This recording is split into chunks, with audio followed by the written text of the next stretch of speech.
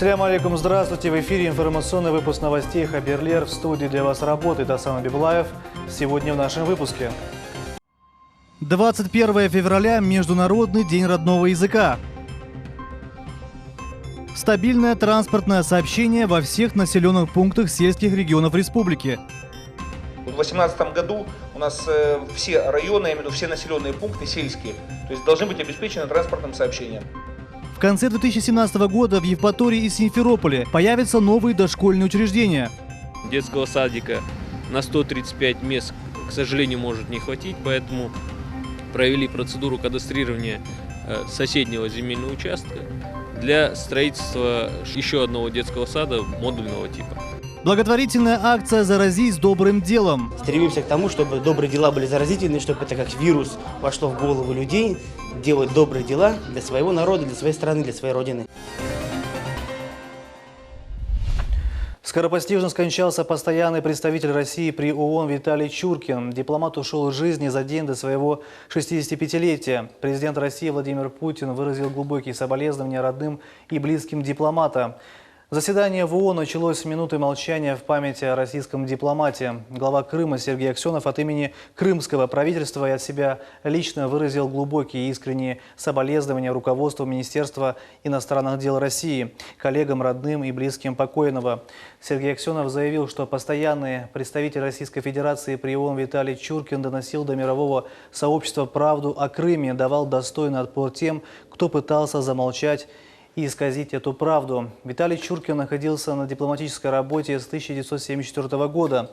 С 2006 года занимал пост постоянного представителя России при Организации Объединенных Наций. Был награжден орденами почета за заслуги перед Отечеством 4-й степени. Власти Крыма планируют к 2018 году наладить стабильное транспортное сообщение во всех населенных пунктах сельских регионов республики. Об этом на заседании Совета министров сообщил глава Крыма Сергей Аксенов. Также Сергей Аксенов поручил вице-премьеру и министру транспорта Республики Крым разработать схему формирования автотранспортной маршрутной сети во всех 14 сельскохозяйственных регионах Крыма. Для курирования этих перевозок будет создано отдельное государственное унитарное предприятие. Пилотный проект по формированию транспортной маршрутной сети планируется реализовать в Белогорском районе. В 2018 году у нас все районы, я имею в виду все населенные пункты сельские, то есть должны быть обеспечены транспортным сообщением. То есть у человека должна быть возможность и любого населенного пункта в районный центр добраться. То есть такого быть, как сегодня, не должно, что пенсионеры там попутки ловят там, и пытаются там найти там знакомых, друзей, кто их там подвезет до райцентра. Как рассказал министр транспорта Крыма Анатолий Волков, до 15 марта будет завершен анализ маршрутной сети района и предложена схема организации маршрутов. Запустить сеть планируется к 15 июня. Мы до 15 марта заканчиваем работу по изучению всей маршрутной сети, по объему перевозок и ставим себе срок до второй половины июня, то есть к основному сезону, эту сеть запустить.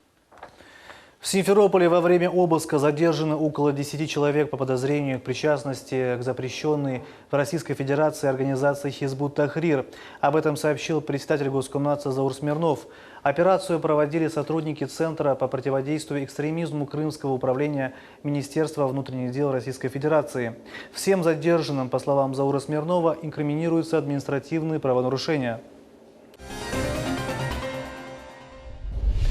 21 февраля – Международный день родного языка. С целью привлечения внимания к проблеме сохранения крымско-татарского языка на нашем телеканале в режиме прямого эфира прошел телемарафон «Туфган-Тыль». Свою программу подготовили и сотрудники радио «Ватан Седасе».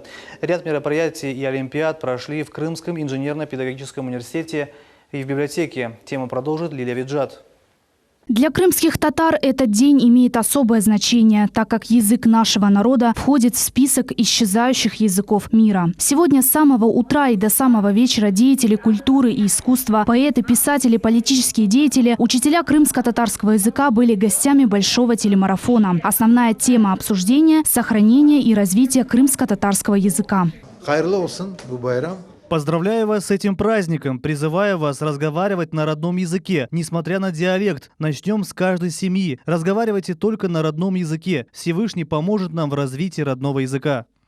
Проведение телемарафона стало уже традиционным мероприятием. 7 часов подряд в прямом эфире велись интересные беседы, показывались тематические сюжеты и прямые включения из различных учебных заведений Крыма. К этой знаменательной дате с особой подготовкой подошли все редакторы телеканала «Милет». Я считаю, что данные марафоны должны проводиться, и это стало традицией на нашем телеканале. Я очень рада, что принимала в нем участие. Я также рада, что данные мероприятия, посвященные родному языку, проводились по всему Крыму. Для крымских татар особо важен этот праздник, потому что, к сожалению, наш язык находится в не очень хорошем положении.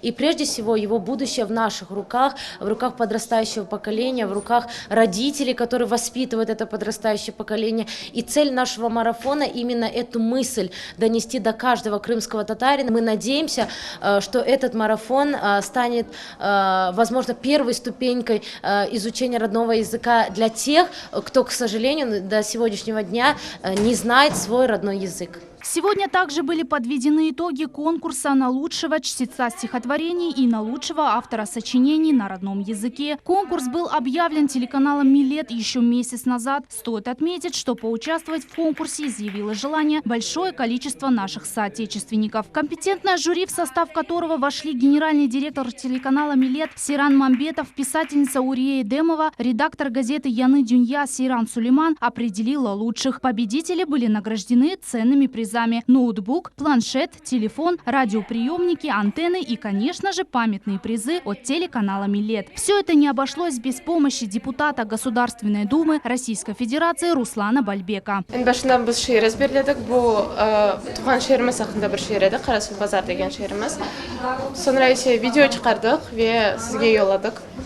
Праздничную программу подготовила и радио «Ватан Седасы». На протяжении дня в эфире проходили ряд викторин, конкурсов. Также были приглашены гости, которые рассказывали о значимости этого дня для крымско-татарского народа. Сегодня мы создали особую программу. Сегодня у нас очень много гостей. Это и преподаватели родного языка, и люди, которые участвуют в развитии нашего родного языка. Ряд мероприятий прошли во многих общеобразовательных школах Крыма. Педагоги и учащиеся подготовили тематические открытые уроки и классные часы. Ко дню родного языка мы проводим декаду, 10 дней, посвященных родному языку.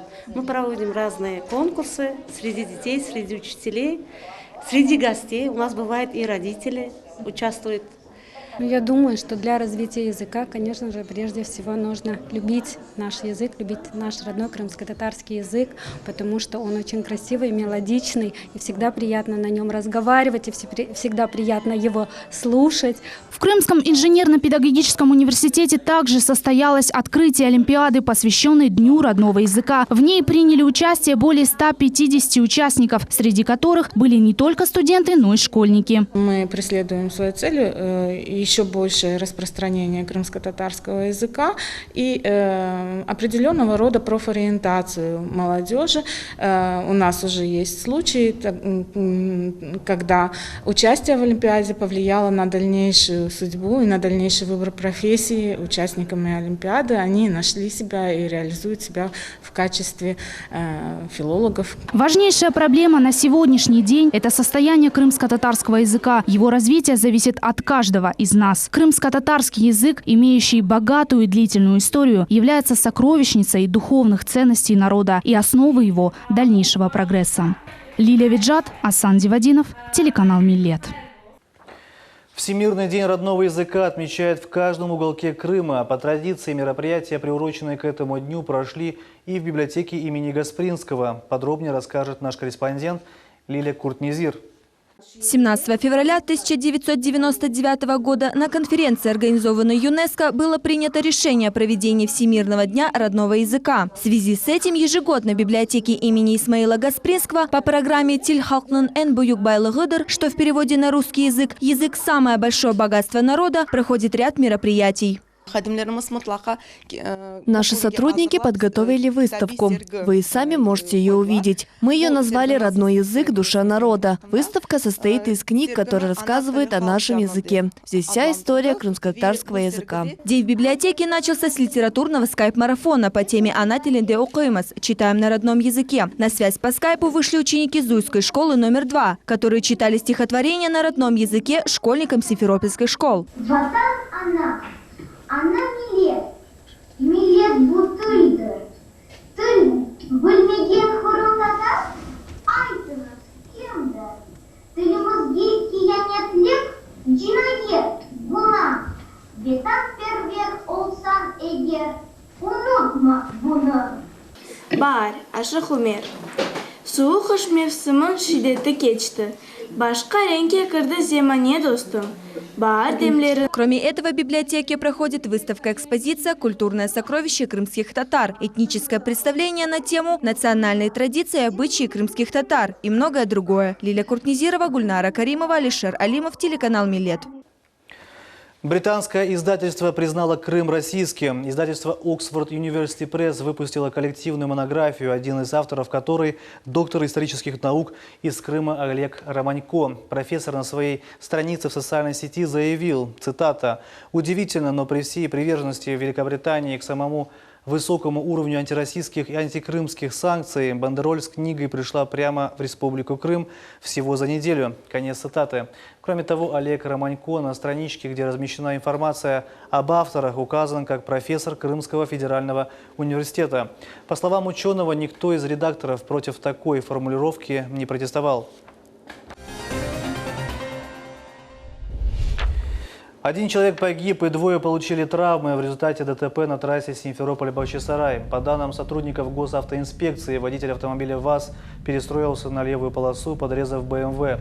Желая избежать столкновения, водитель БМВ выехал на полосу встречного движения, где столкнулся с грузовиком и вылетел за пределы проезжей части. Водитель грузовика не справился с управлением и, выехав за пределы проезжей части, допустил опрокидывание прицепа. В то же время водитель «семерки» также не смог справиться с управлением авто и столкнулся с грузовиком, который двигался во встречном направлении.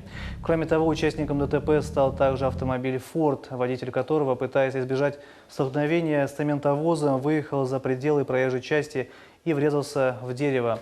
В ДТП пострадали водитель «семерки» и два пассажира, один из которых получил смертельные травмы. В городской администрации города Симферополя состоялось заседание Постоянного комитета по вопросам обеспечения жизнедеятельности и безопасности. В ходе совещания стало известно, что маршрутное такси на 20 линиях Симферополя будет ходить допоздна.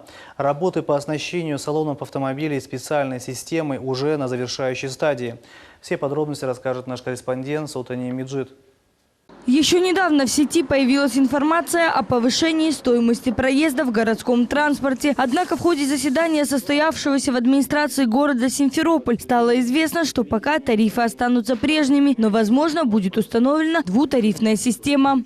На последнем совещании, в принципе, всеми перевозчиками, они для себя решили, и, возможно, это в тарифных заявках появится пункт, что будет двухтарифная система.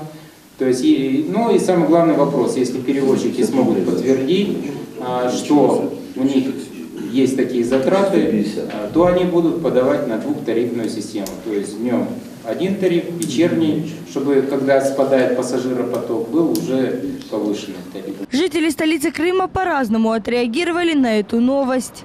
С пониманием, скажем так, относимся, да. Бунтовать не будем. Нейтрально. Да, никак. Вообще никак, все равно. Мне кажется, не касается, потому что я имею льготу. В ходе заседания также стало известно, что администрация города подписала договор с транспортными компаниями, работающими на 20 маршрутах. Перевозить пассажиров будут до 23 часов. Обязательным условием договора на обслуживание маршрутов регулярных перевозок является оборудование автобусов системой ГЛОНАСС. Это глобальная навигационная спутниковая система, которая обеспечивает оперативный контроль с передачей информации в диспетчерский центр и системой видеофиксации внутри и снаружи салона. Султания Меджид, Эдем Исмаилов, телеканал «Милет». Представители Госкомнадзора в рамках контроля строительства объектов ФЦП провели очередную выездную проверку. Осмотреть строящиеся объекты в Евпатории и в Симферополе удалось и нашей съемочной группе. В Евпатории в микрорайоне Исмаилбей уже к концу 2017 года откроет свои двери детский сад на 135 мест. По словам представителя подрядной организации Евгения Тыртышникова, работы выполняются в срок. Планируется, что уже в мае поднимут стены здания. На сегодняшний момент завершены работы по разрытию котлована ведется подготовка для залития подбетонной основы и для монтажа опалубки для залития уже бетона, фундамента. Детский садик будет оборудован по последнему слову техники. Дети будут, уверен, довольны.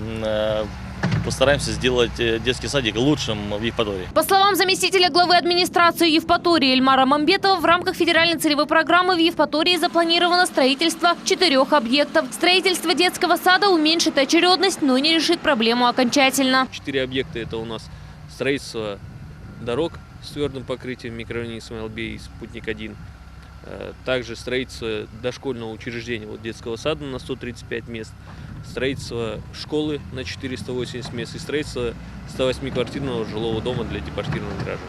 В микрорайоне Исмаил-Бей на сегодняшний день 600 детей дошкольного возраста, поэтому детского садика на 135 мест, к сожалению, может не хватить, поэтому провели процедуру кадастрирования соседнего земельного участка для строительства еще одного детского сада модульного типа.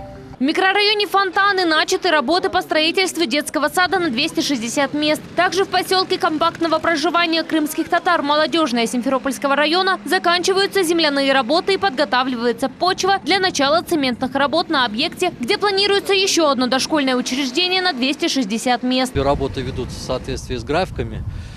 И по всем объектам, которые мы посмотрели, есть, конечно, по некоторым объектам кое-какие отставания, но в основном они, наверное, связаны с погодными условиями.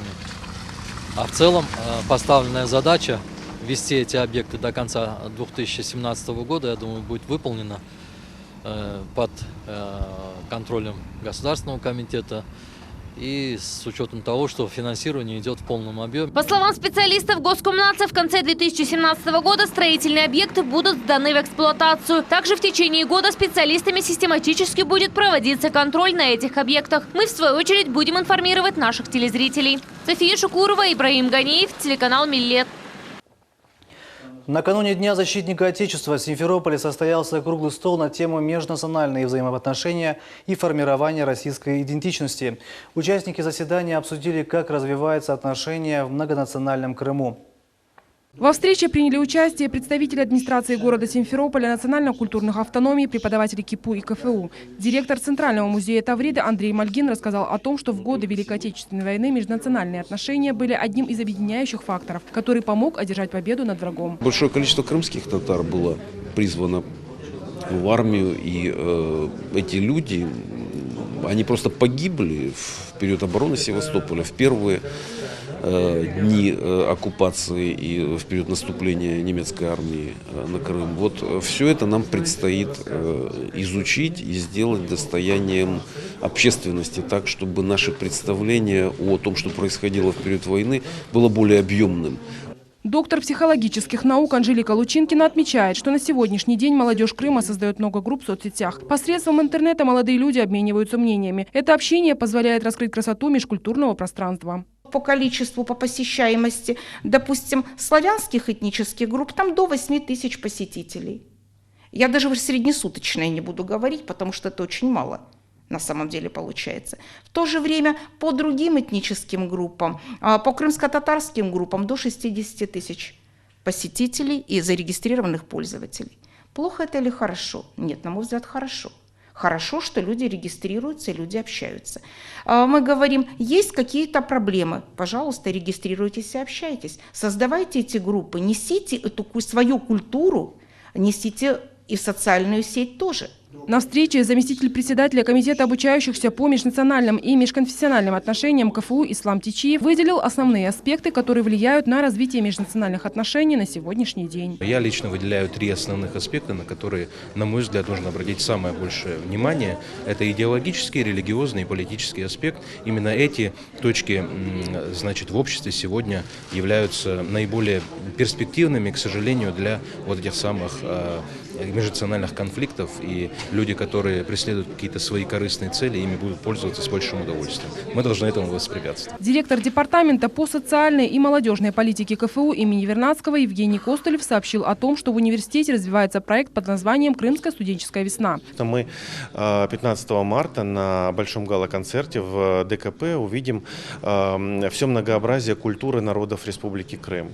Вот, в частности, был отбор, и выступали разные девушки с разными песнями, в том числе были русские, украинские песни, были крымско-татарские. Я никогда не думал, что крымско-татарская песня может быть такой глубокой, такой мелодичной и с таким действительно смыслом. В конце встречи организаторы мероприятия приступили к обсуждению дальнейших перспектив подобных встреч, направленных на укрепление мира и взаимоуважения на многонациональной крымской земле. Я думаю, данные мероприятия у нас на уровне города будут ежеквартально. То есть актуальные вопросы, которые будут подниматься и в соцсетях, и в средствах массовой информации, мы готовы обсуждать эти темы, какие-то готовить решения. Во-первых, мы сначала выстроим определенную систему, как мы будем, с кем сначала будем работать и какие мероприятия проводиться. Дальше. В первую очередь это будет молодежь. То есть это студенты, это школьники. Далее. Какие мероприятия будут? Помимо классных часов, это будут, скорее всего, видеофильмы определенной направленности. Это будут игровые занятия. Участники сошлись во мнении, что нужно проводить как можно больше конференций и круглых столов, затрагивая в них темы межконфессиональных и межнациональных отношений. Сабреха Лиляева, Ким Бекиров, телеканал Миллет. В Симферопольской поликлинике номер 1 прошла благотворительная акция «Заразись добрым делом», в рамках которой медицинскому персоналу поликлиники вручили специальное оборудование. Султания Минджит расскажет более подробно.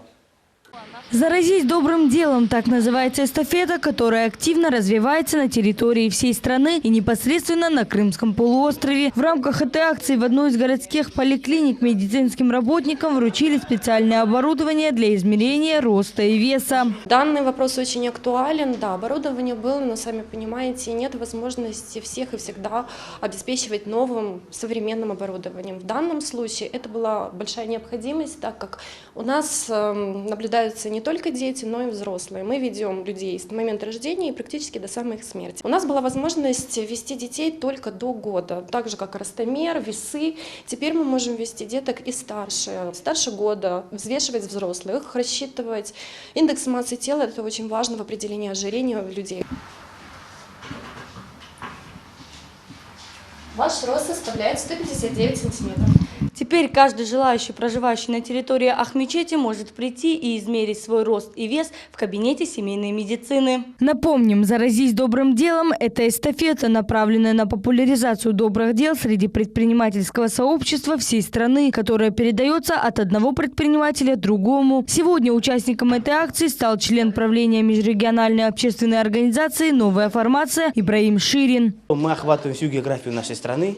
Стремимся к тому, чтобы добрые дела были заразительны, чтобы это как вирус вошло в голову людей, делать добрые дела для своего народа, для своей страны, для своей родины. Сотрудники поликлиники выразили благодарность за подарок. Мы очень благодарны за такой подарок. Да, в настоящий момент и обеспечение оборудования, и диагностическая аппаратура, в общем-то, вполне достаточная. Но такое проявление доброй воли человека заслуживает только большого внимания, уважения и достойно, наверное, подражания других. По правилам акции исполнитель задания после его выполнения должен передать эстафету другому предпринимателю, что и сделал Ибраим Ширин. Получил я эстафету от Севастопольского регионального отделения «Новой формации», сделал доброе дело и передаю эстафету Алексею Чередникову и Александру Полковнику. Друзья, удачи вам, успехов и побед. Султания Минджит, Энвер Аблязис, телеканал Миллет. А это были все новости на сегодня. Не переключайте телеканал Миллет. До новых встреч в эфире.